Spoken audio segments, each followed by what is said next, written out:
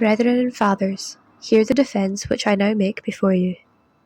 And when they had heard that he addressed them in the Hebrew language, they were the more quiet, and he said, I am a Jew, born at Tarsus in Cilicia, but brought up in this city at the feet of Gamaliel, educated according to the strict manner of the law of our fathers, being zealous for God, as you all are this day.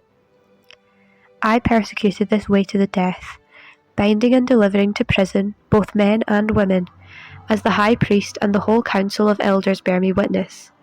From them I received letters to the brethren, and I journeyed to Damascus to take those who also were there, and bring them in bonds to Jerusalem to be punished.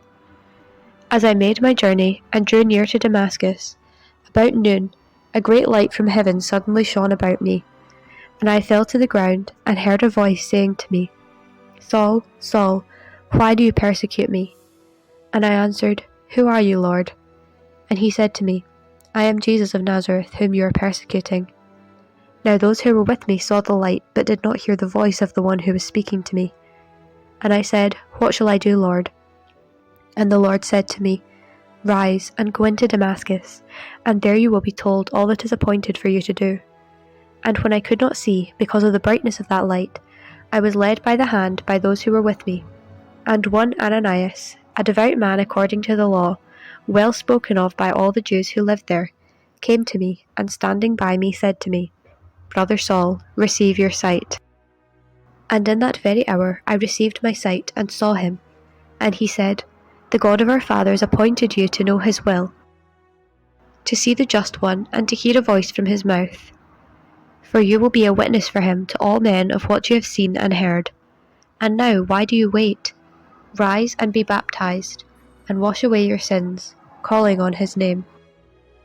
When I had returned to Jerusalem and was praying in the temple, I fell into a trance, and saw him saying to me, Make haste, and get quickly out of Jerusalem, because they will not accept your testimony about me.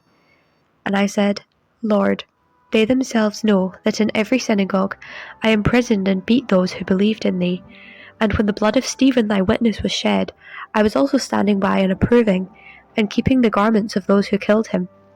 And he said to me, Depart, for I will send you far away to the Gentiles. Up to this word they listened to him. Then they lifted up their voices and said, Away with such a fellow from the earth, for he ought not to live. And as they cried out and waved their garments and threw dust into the air, the tribune commanded them to be brought into the barracks, and ordered him to be examined by scourging, to find out why they shouted thus against him. But when they had tied him up with the thongs, Paul said to the centurion who was standing by, Is it lawful for you to scourge a man who is a Roman citizen and uncondemned? When the centurion heard that, he went to the tribune and said to him, What are you about to do? For this man is a Roman citizen. So the tribune came and said to him, Tell me, are you a Roman citizen? And he said, Yes. The tribune answered, I bought the citizenship for a large sum. Paul said, But I was born a citizen. So those who were about to examine him withdrew from him instantly, and the tribune also was afraid, for he realized that Paul was a Roman citizen, and that he had bound him. But on the morrow, desiring to know the real reason why the Jews accused him, he unbound him, and commanded the chief priests and all the council to meet, and he brought Paul down, and set him before them.